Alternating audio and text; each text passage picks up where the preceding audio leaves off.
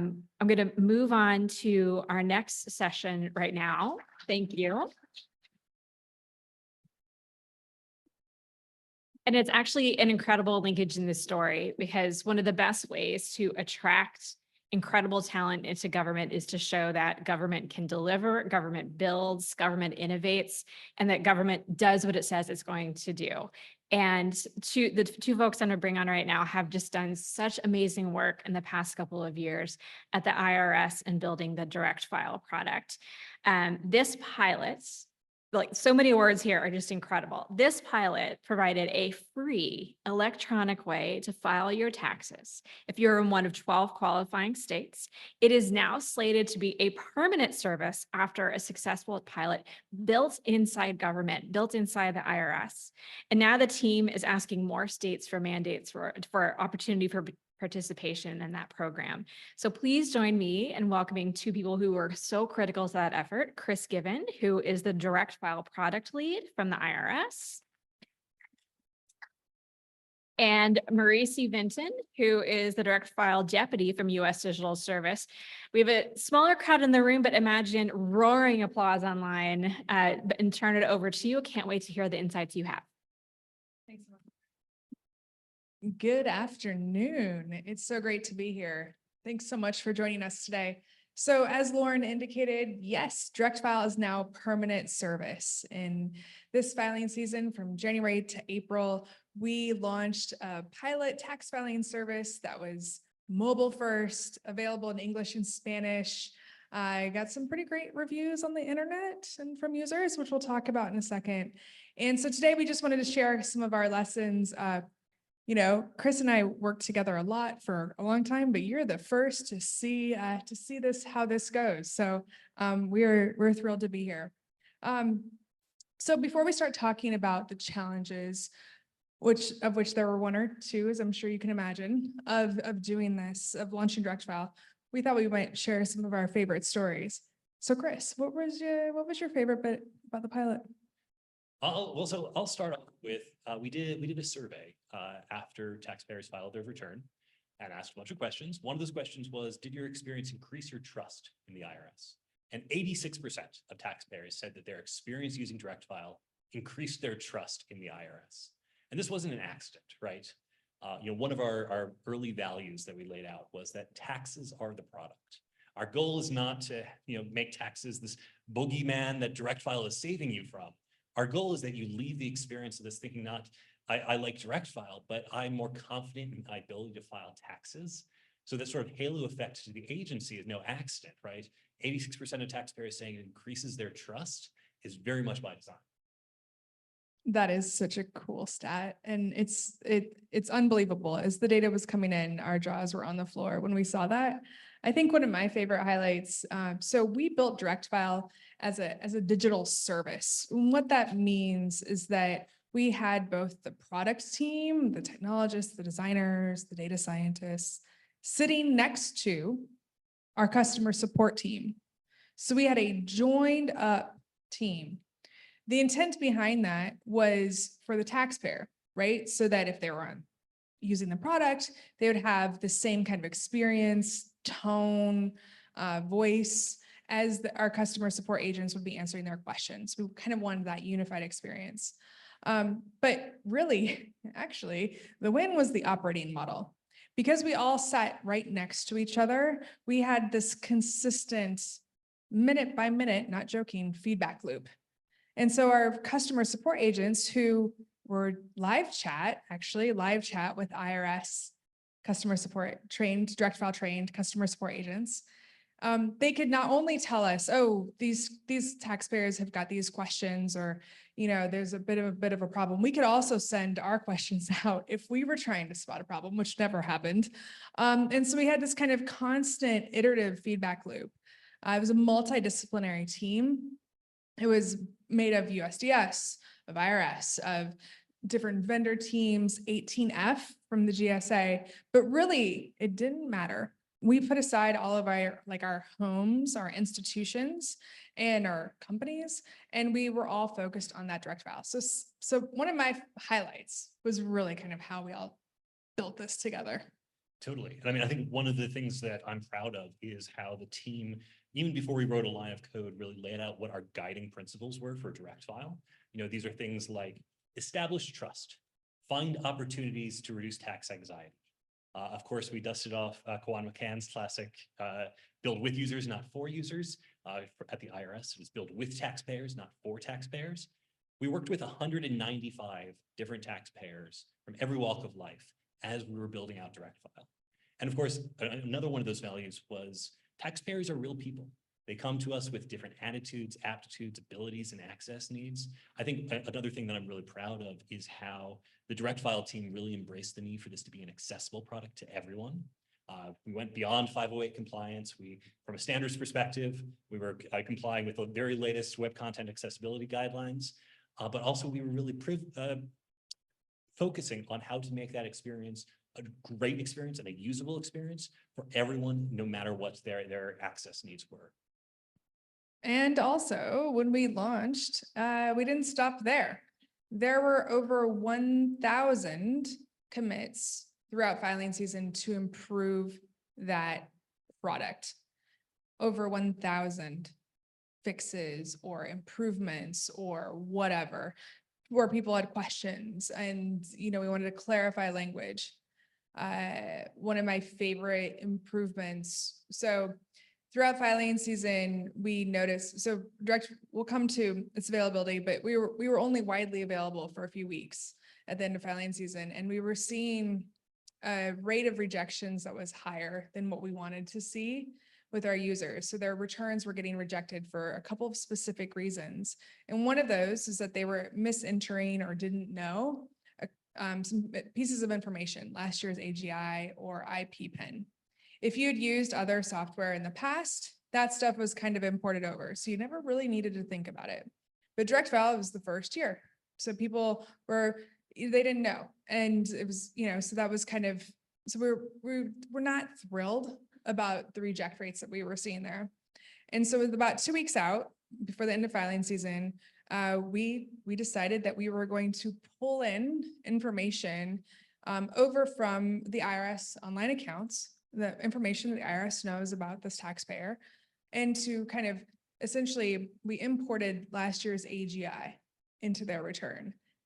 Overnight, we saw a 25% reduction in that reason in reject rates. So that is a great example of a win for taxpayers, right? Because you don't end up in the naughty line. A win for the IRS because suddenly, your users are filing accurate returns, and a win for us. So that was one of my additional highlights. Totally. And I mean, you and I are believers in the promise of Direct File. We have been for a while, but it's really important when you're in, a product leadership role to set that aside and be very clear-eyed about, what are the things that could not work. And for a lot of the development of Direct File, one of our biggest concerns was about state taxes. So, this was a real pilot. We had things that we weren't sure would work out. There have been many states that have their equivalents of Direct File in the past. And the reason that those are not as utilized as they could be is that they don't file a federal return. So here we are, the IRS, and we're doing the exact same thing in reverse. Why should we expect different results? Well, we had to do something differently. And what we did was we partnered with states, Arizona, California, Massachusetts, New York, and Washington, to build a seamless and integrated experience. That was a big lift with a lot of uncertainties, a lot of policy uncertainties, a lot of engineering uncertainties, a lot of design uncertainties. And we had to solve those problems collaboratively with states, with the state vendors, and working across teams inside the IRS. And so the fact that we were able to pull off state taxes and that wasn't actually a barrier to the utilization of Direct File was, I think, a huge win for us and something that we were unsure whether it was going to work out. Just a little. We were just a little unsure. We only had a few months to not only identify states that had the time, ability, and budget to partner with us, months, not years. Oh, it's like closer to weeks than months, really. Then we also had to build it. Massachusetts reported they actually received thank you notes from their users. That was not a common tax administration official's daily job, was to open the thank you notes. So we were thrilled about that. it was wild to see, you know, when you're kind of like, clearly Chris and I have lived this probably for far too long, but when you're in the weeds of it, you don't really know what you've done.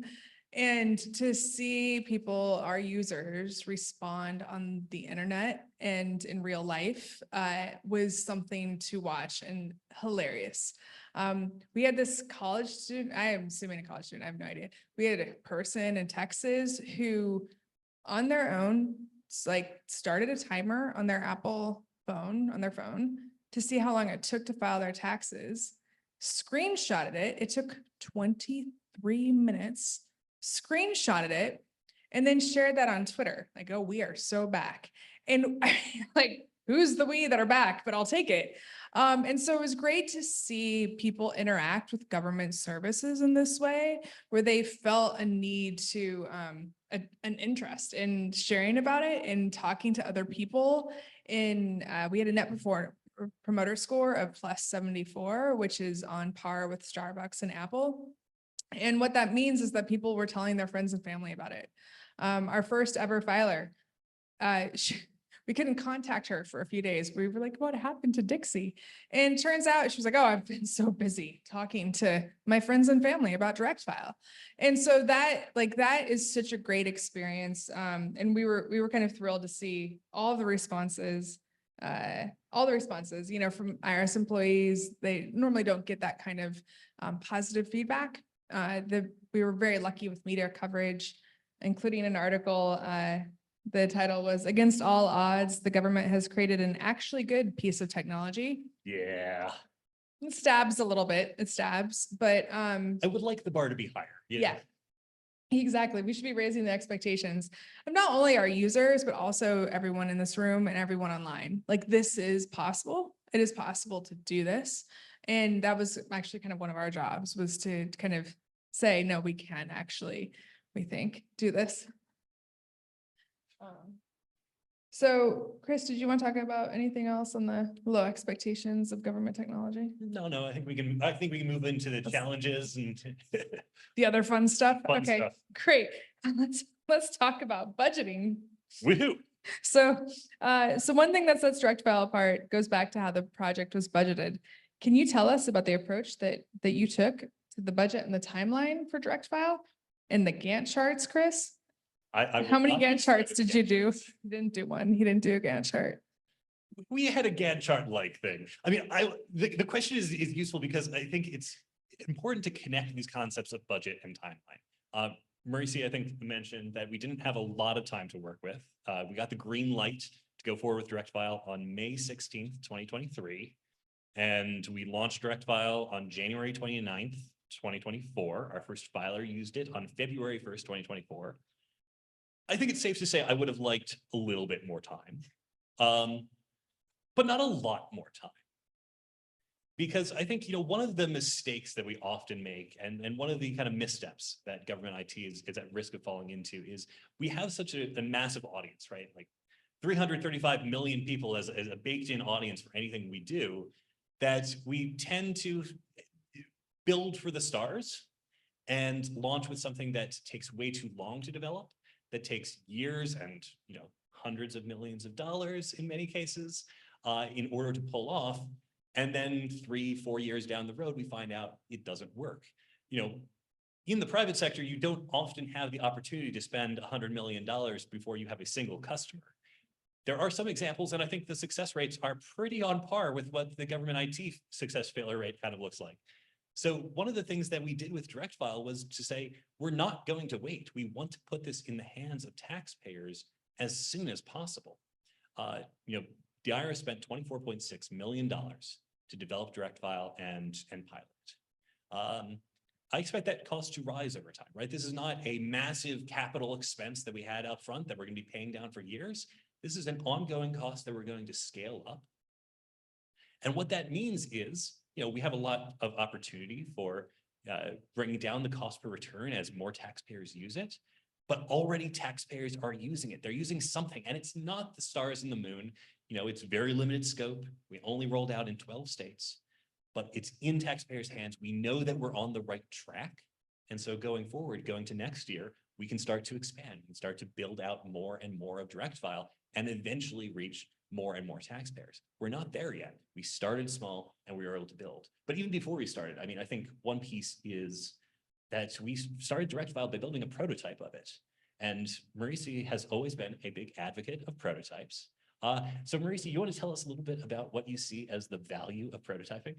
This section is called Prototypes Are Better Than Memos. And so now you'll hear my TED Talk. So essentially, when we're talking about an idea that's new, there was not legislation that was passed aside from the report to Congress that was asked for. There was nowhere that said you will build this thing and here's the requirements in law. So in that abstract, what we had to do is what we felt we had to do was to make it tangible. It is an idea, and until you make it tangible, you don't know what that idea looks like, what it feels like. There were a lot of very low expectations for what people, our stakeholders, thought that we would be delivering. Maybe it'd be an online PDF. Maybe it would mirror the 1040 on paper. Maybe it would whatever, right? Whatever. And so what we had to do is like, actually, no, we are going to set the bar for our standards, what actually not our standards, but the taxpayers' standards, and what people expect and what they want from government and from an online experience. So when the Inflation Reduction Act passed and the IRS was asked to write a report to Congress, and part of that was to get an understanding of taxpayer opinions and do people want this? So one way you can do that is a survey, which the IRS did. They did a traditional survey. We also thought in parallel, we need to complement that survey with a prototype. And then we need to ask users in real life, what do you think about this? And this is what it could look like. This is what the prototype could look and feel like. And we could supplement that to get kind of a better holistic picture of taxpayers' views on whether or not Direct File was a thing that we should do or not.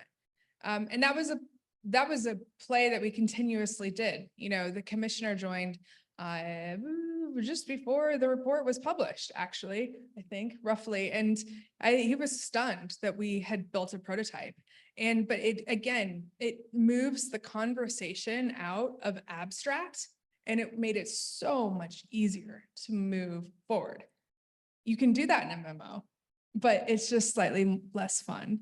And memos are important, but the prototype, so we're looking for ways to make the work tangible and real, because it's a lot easier to talk about it and to show it when you're all looking at the same thing and have the same image. But of course, then we did actually have to ship it. And as you mentioned, you know, the commissioner joining in this process, and I remember a early meeting we had with the commissioner where he set expectations for this product and what he wanted to get out of a pilot of it. And, you know, he was mentioning, you know, I think if we can do tens of thousands of taxpayers, that'll be enough for us to learn what we need to learn. Let's not, you know, do a big risky thing. Let's focus on executional certainty. And I remember I walked out of that meeting like positively euphoric. Like, for once, I have a stakeholder who I do not have to convince to not do everything and more. Merici, you walked out of that meeting a little dejected.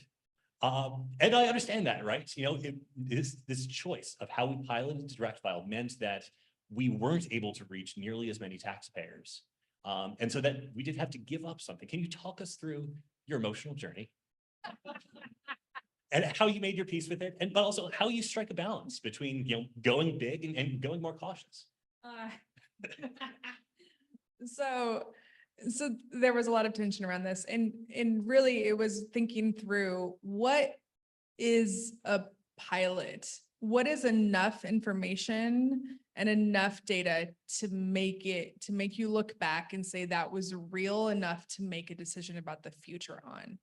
And so it was less about numbers, and it was more about, like, I really mattered to me that we included a state, which makes that earlier state conversation and the ridiculous deadlines more ridiculous. But because can you prove the idea without a state partner that's going to integrate with you, given that we have 50 states? And so how I made peace with that. So so basically what we ended up doing is we did a very staged rollout of Direct File. And what that meant is that we would only proceed in opening it up to larger, more progressive audiences when we were confident in the product's ability to scale. So I was always supportive of that, Chris. I just wanted the numbers to get bigger quicker.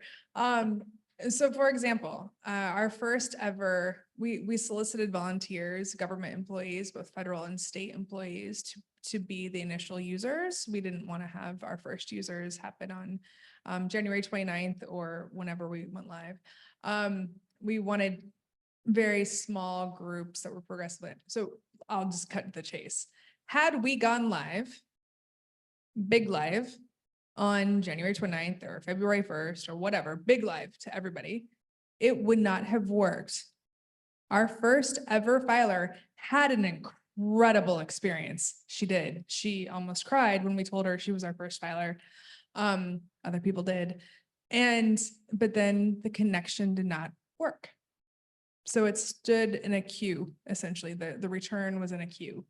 And as soon as we reset the connection, then it worked and it filed as expected. But had we gone live without that first filer, had we gone live to the large population, this would have been a failure. And it would have, not just a failure, it would have, our users wouldn't have had trust in it. So the way I made peace is I meditated a lot on trust and maintaining our users' trust, because that is what drove the decisions on how we proceeded.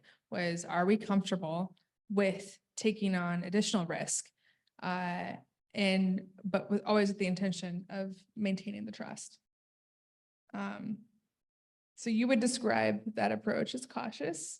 But I think the height that, like, we also did, we'll talk about the windows, but at the height of that was the initial public availability, where the strategy was to open Direct File to new users for a very short period of time. So we had our first few handful of users. What we did is we had our first user, a few others, and then we did a state integration. So we made it more complex technically, made sure that worked. And then we started going open for windows of time. So Chris, that did not work, your lovely Windows idea. What were you trying to accomplish there, Chris? And what did you take from that experience? Sometimes you try things. And, I think it's really important that we were taking this cautious approach. We were saying we don't want to roll out. I think, we did a pre-mortem exercise. And one of the things was, what are the failure modes? What are the things that we're worried about? I think one of the experiences that we didn't want anyone to have is to start using Direct File, get really excited by it, and then get bumped out. Oh, Direct File is down. You can't use it to file your tax. All that work that you've put in, maybe you'll be able to push the submit button some other time, but not now. We didn't want anyone to have that experience. And so it was really important to us as we started to roll out, what are the things that could lead to us needing to turn off the spigot? And we had just looked at the example of student loan forgiveness, where they had opened that application for very short windows. Obviously, there was a lot of desire to use the application in those short windows. So that became a strategy that they used to test whether they could scale. Direct File had a similar worry, right? Were taxpayers going to, really want to get in the door as soon as possible? Were they going to want to, were fraudsters going to want to get in the door as soon as possible? We didn't know. We had no idea. As it turns out, we were offering the ability to file your taxes, not Taylor Swift tickets. So Chris has said they're the same thing. I'm a nerd. It's that exciting. And so we learned from that, right? We didn't stick with this strategy when it turned out it wasn't necessary.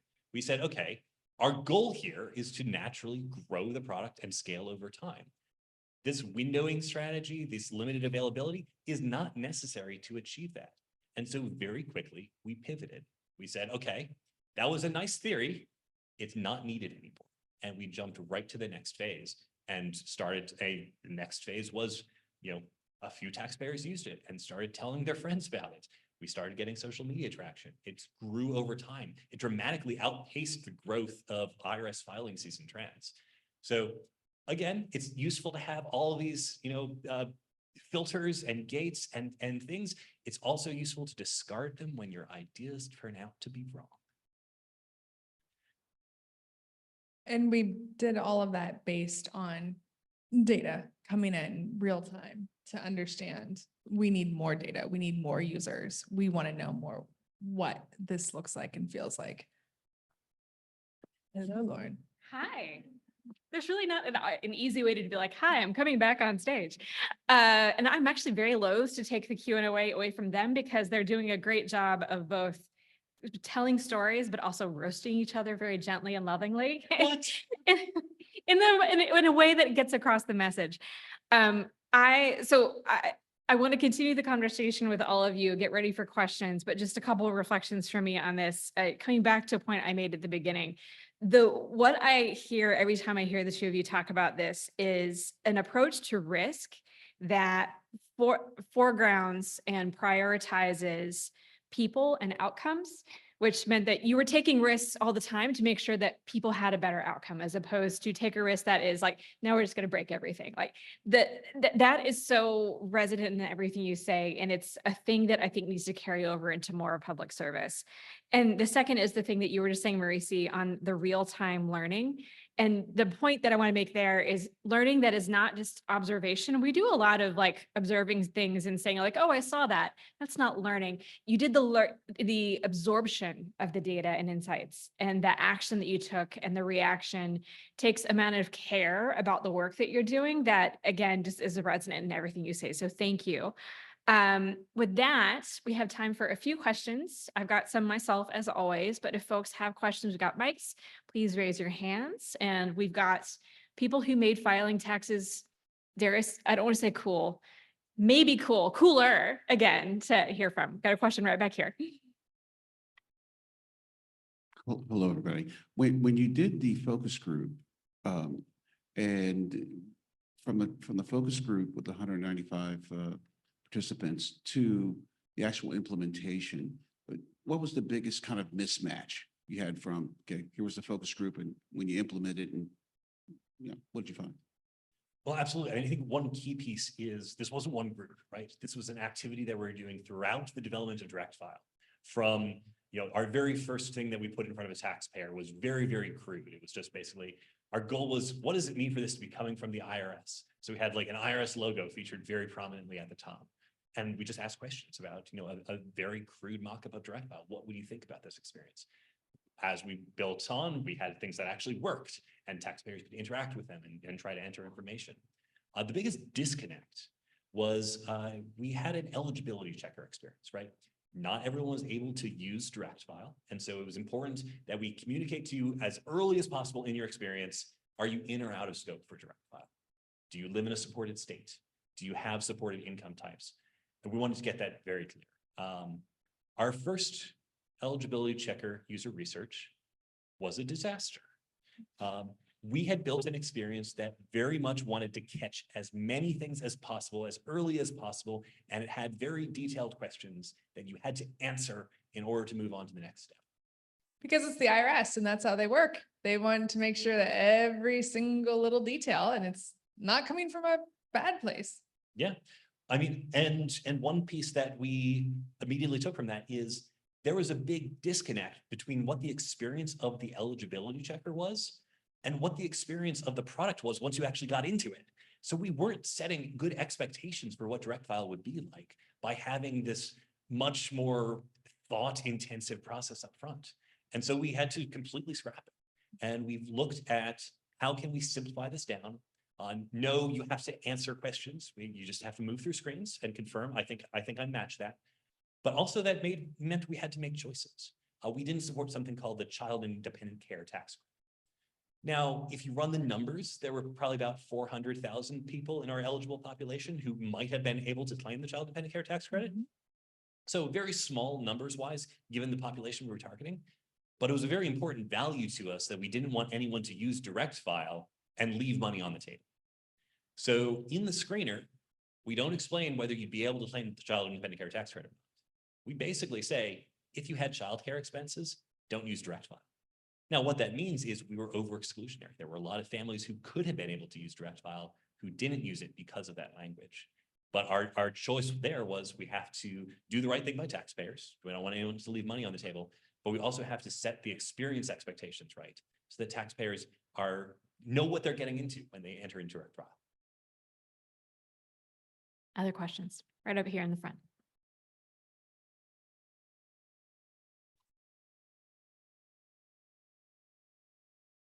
First, I have to say I'm so incredibly impressed with your success. Congratulations. You talked about some of the senior executive support that you received really early on, which is phenomenal. A lot of the folks that I work with across government face a lot of naysayers within their organizations who are very risk averse. So I'm curious if you did experience those kinds of conversations and how you helped create more comfort for those folks who were reticent to try this out. We have those at IRS too. I'm shocked to hear this. So I think, so going back to prototypes, that's really a great way to bring people along with you. This is what we're talking about, not what's in your head, not that. This is what we're talking about. So across the institution, when we're thinking, that having the tangible artifacts, the thing itself, the prototype, made those conversations a lot easier to bring people along on the journey. It was definitely a leap of trust for a lot of people across the organization.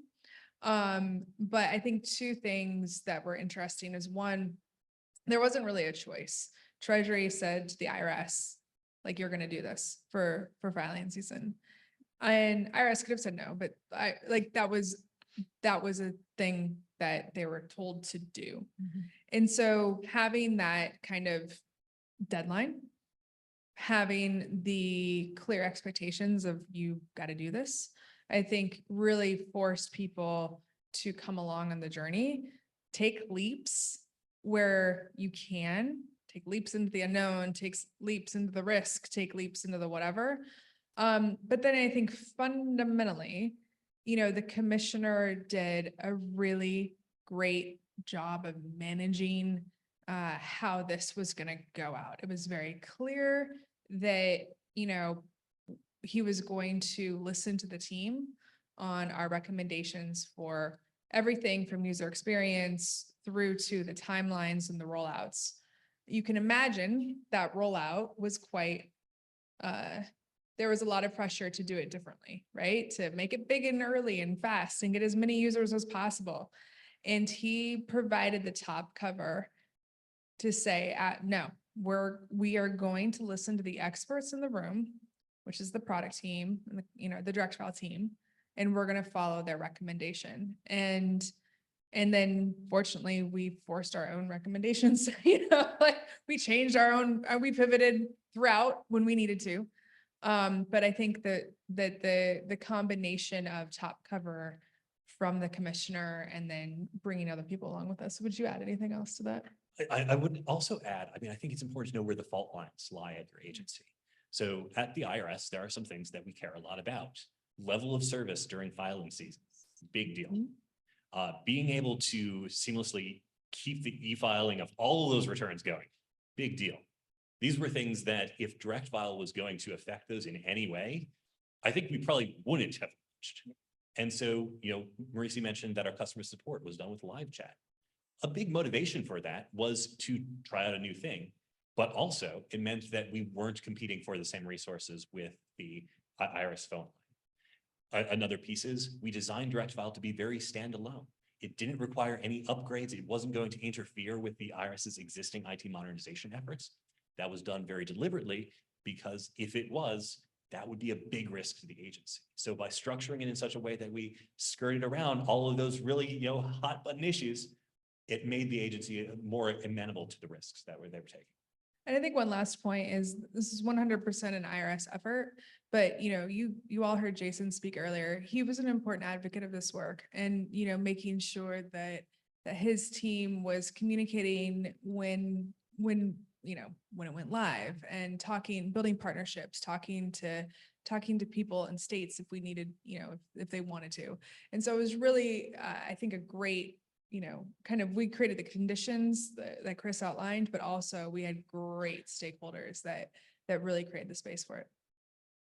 For those who are doing the homework I assigned, there's been a lot of great, here's copy and pastable things that you can try in your own lives, in your own agency, in your own work, from prototyping to understanding those parameters of risk and so on. So this has been wonderful.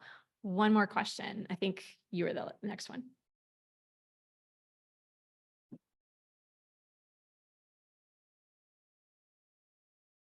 Thanks, Bentley Hensel. I'm with Civic Actions, a digital services contractor. Is Direct File open source? I didn't see it on your GitHub account. And if not, why? And then as a follow-up to that, you've worked really hard and you've had a lot of success with it. What other areas of the government do you see this app or parts of it useful, kind of like to have like login.gov or pay.gov? So no, Direct File is not open source. We would like it to be though. And if you read our after action report, kind of summarizing what the lessons from the pilot were, one of the big takeaways is that we do want to move to be open source. There are some policy lifts that we have to overcome there, but I think it's really useful to give this back to the ecosystem.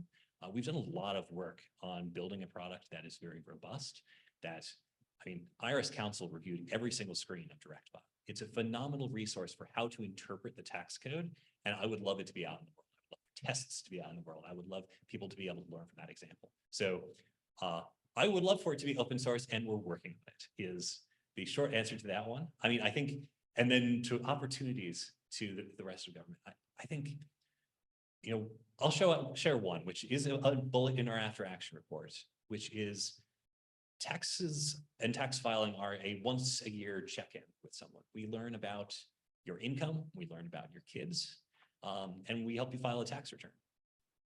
That same information could be used to say, hey, you might be eligible for SNAP. Hey, you might be eligible for Medicaid. You might be eligible for heating assistance or childcare subsidies or any of these other programs.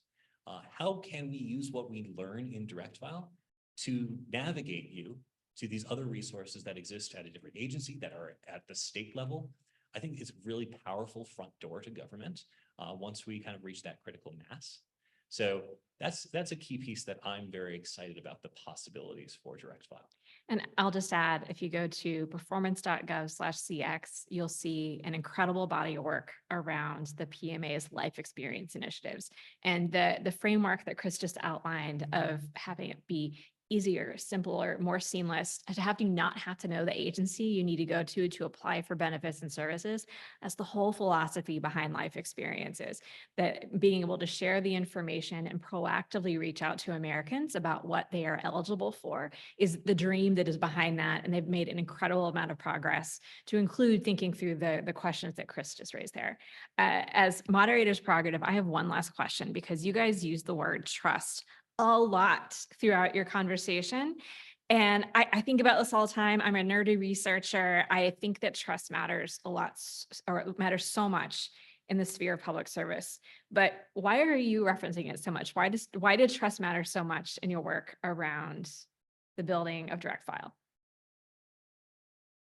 I mean, it's everything. There's not even an answer, because it's everything. It's trust, you know, in the leadership of the IRS to do it in the way we did it. Obviously, most importantly, it's trust with the users. I think that right now, users' expectations, taxpayers, people's expectations of government is varied, and it's all over the place. And to help raise those expectations, in order to do that, you have to trust that when you hit submit, it's going to work.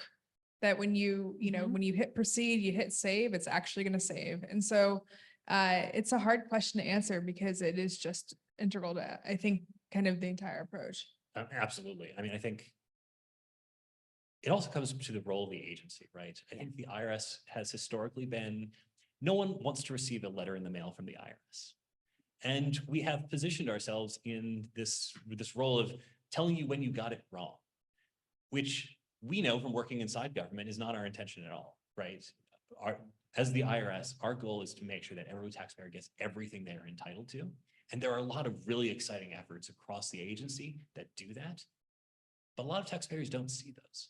So as we looked at, what it meant for the IRS to be offering this new service, Mhm. one of the key ideas there was to change the relationship that you have with the IRS, to change that from a role of the IRS telling you got it wrong to the IRS being in a role of helping you get it right from the start. And that was a real, shift that we wanted to make with this service and with every detail on the product. Yeah, and trust is one of the fundamental values of this PMA, where we care so much about in our democracy, moving the theory of democracy from just like you cast a vote on election day to you have the fundamental trust that your government is every day being responsive, that it is listening, that it is following up, that it is doing what it says it's going to do, hopefully right the first time, if not correcting it later, and that it's always improving. So Merici, Chris, thank you so much for being the people who are architecting some of those improvements. It's an amazing conversation. Please thank them with me.